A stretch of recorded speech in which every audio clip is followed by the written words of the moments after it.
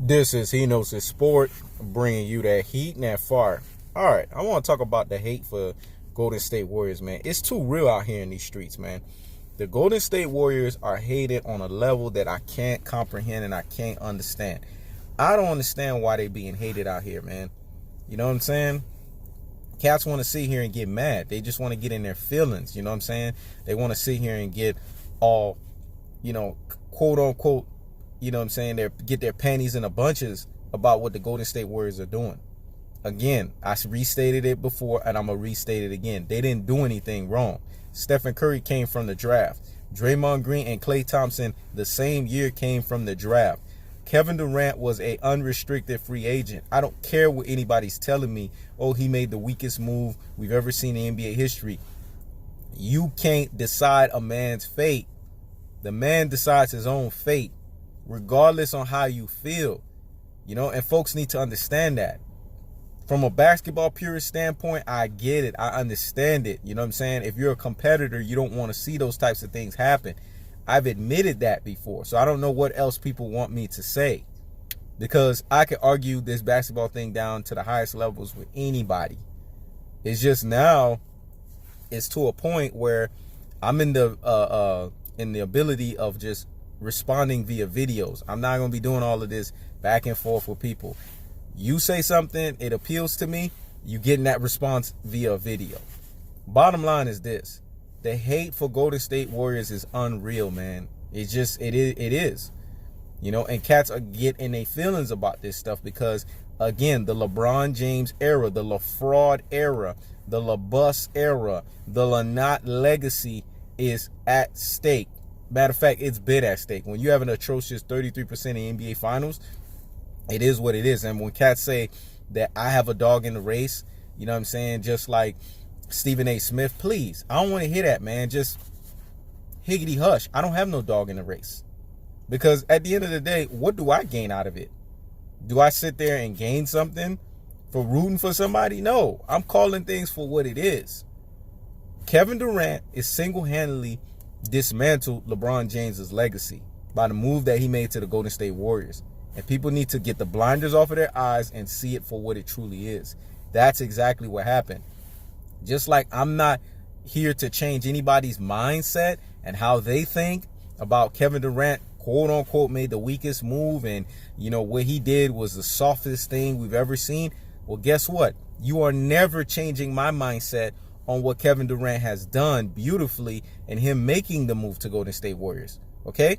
I want to let that marinate in your cerebellum and marinate in your corpus callosum so that you know that I'm not going to be dissuaded here. Just like you won't be dissuaded, I won't be dissuaded. So this is going to have to be one of those respective agree to disagree. You know who you are that I'm talking to. Feel free. You can comment on the video. I'll have another video response because it's going to be a forever back and forth. This is not going to stop because just like I'm not going to change your mind and the way that you think, you're not going to change my mind and the way that I think. And I had to get that out there. Now, here's the thing.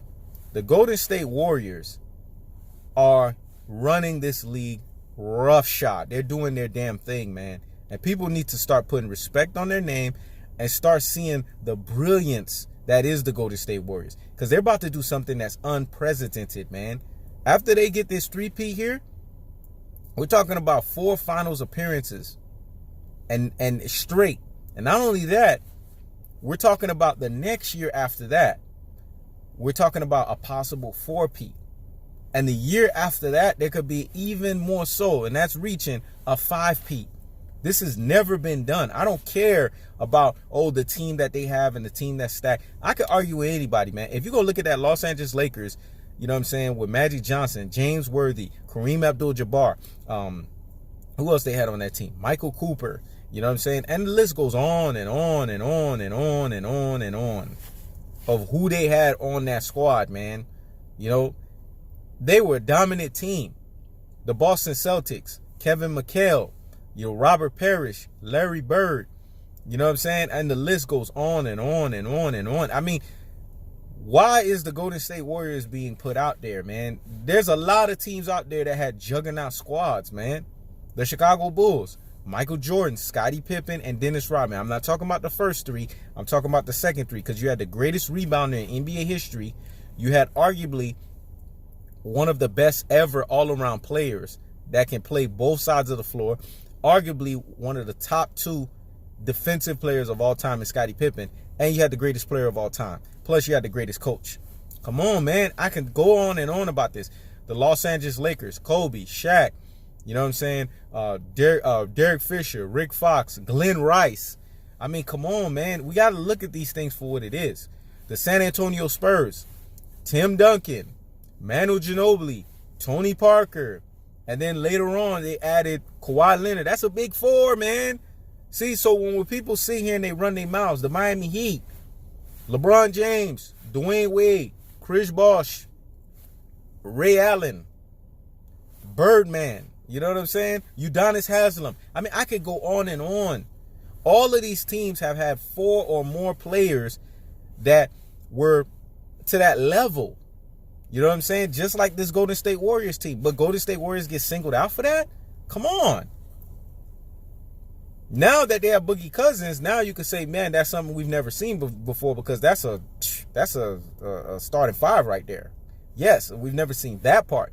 But before then, when they were winning all their championships, minus Boogie Cousins getting here, because remember, all their championships, lest you forget, lest I have to remind your ass, is minus Boogie Cousins. They had a big 4 just like all these other dominant teams. The Celtics of the 60s. You know, John Havlicek, Bob Cousy, Bill Russell. You know what I'm saying? I mean, come on. And they had Red Auerbach. He was the Phil Jackson before Phil Jackson. So when people are sitting here running their mouths, what are you guys talking about? Because it's not registering up here. I'm sorry, it's not. So why hate on the Golden State Warriors? And people want to make this misnomer like they're such a... Let's dissect each player. When you really boil it down to it, who are the 2 over-the-top players on that team? Stephen Curry and Kevin Durant. Klay Thompson, if you go put him in any other team, he's probably not going to be as relevant as he is right now as a splash brother for the Golden State Warriors. I'm just keeping it real. Because what does he do that makes him such a special superstar? We act like we haven't seen a player like this before. Draymond Green. Can he play well in any other system as much as he's doing with the Golden State Warriors? Why is he running his mouth so much? We know why. It's because he's playing with the likes of a Stephen Curry, a Kevin Durant, and a Klay Thompson. That's why he's able to do this. Because he's with the Golden State Warriors. If you go plug Draymond Green on another team, is he as successful as the player that he is? Like he is right now with the Golden State Warriors. He's in a system that works for him. So why are we overrating Klay Thompson and Draymond Green like they're this best thing since sliced bread? When you really boil down to it and you dissect this team for what it is, they only have 2 superstars, and Kevin Durant and Stephen Curry. That's it. And there's an argument that you can make for Boogie Cousins, but here's the problem with Boogie Cousins. Boogie Cousins is a shell of himself. You know what I'm saying? For right now. Because he's injured. He hasn't been putting up these gaudy stats of 25 plus points, 15 plus rebounds. You know what I'm saying? About close to 3 plus blocks. I don't see that. I haven't seen that. I'm sorry. He's putting up some okay numbers, but it's not no glaring numbers that say, oh, this is Boogie Cousins numbers. So stop the presses and pump the brakes on the nonsense, man. Stop hating on this team.